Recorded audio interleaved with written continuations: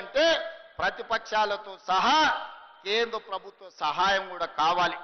అందుకే ప్రతిపక్ష నాయకుడికి నేను విజ్ఞప్తి చేస్తున్నా, రండి శాసనసభకు మాట్లాడండి, మీ 40 ఏళ్ల రాజకీయ అనుభవాన్ని మాకు సూచనలు ఇవ్వండి, ఎక్కడైనా మేము తప్పు చేస్తే సరిదిద్దుకోవడానికి మాకు సూచన చెయ్యండి.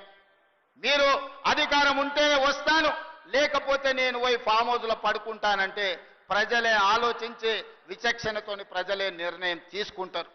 ఇవాళ మేము 10 ఏళ్ళు ప్రతిపక్షంలో ఉన్నాం, ఎమ్మెల్యేగా ఉన్నా, ఎమ్మెల్సీగా ఉన్నా, 20 ఏళ్ల నుంచి నేను జడ్పీటీసీగా పనిచేసిన, ఎమ్మెల్సీగా పనిచేసిన, 2 సార్లు ఎమ్మెల్యేగా పనిచేసిన, ఓసారి ఎంపీగా పనిచేసిన. ఈ 20 ఏళ్లలో ఎన్నడూ నేను అధికారంలో లేను, కానీ ఏ ఒక్క రోజు కూడా సెలవు తీసుకోలే.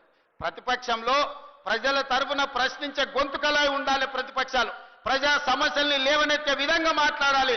ప్రజల పక్షాన నిలబడి ప్రభుత్వాలను అడిగి ఆ ప్రభుత్వాలతోని పనులు చేయించే బాధ్యత తీసుకోవాలి.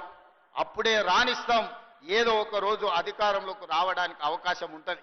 20 ఏళ్ళు ప్రతిపక్షంలో నిలబడి జడ్పీటీసీగా, ఎమ్మెల్సీగా, ఎమ్మెల్యేగా, ఎంపీగా, కాంగ్రెస్ పార్టీ అధ్యక్షుడిగా పనిచేసిన కాబట్టి ప్రజలు నిండు మనసుతోని ఆశీర్వదించి 92 లక్షల మంది ఓట్లేసి తెలంగాణ రాష్ట్ర ముఖ్యమంత్రిగా ఈ రోజు బాధ్యత ఇచ్చిండ్రు.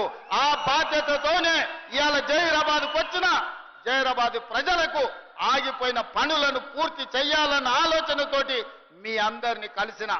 ఏ రోజు కూడా నేను ముఖ్యమంత్రిగా అహంభావం వ్యక్తం చేయలే.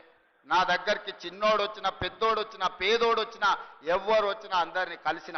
వాళ్ళ బాధ విన్నా దానికి ఏదైనా చేయగలిగిన సాయం ఉంటే చెయ్యాలన్న ఆలోచనతోనే ముందుకు వెళ్తున్న సోదరులారా, ఇవాళ కూడా మా జహీరాబాద్ సోదరులకు నా విజ్ఞప్తి ఒక్కటే, మీరు అండగా నిలబడండి, అద్భుతాలు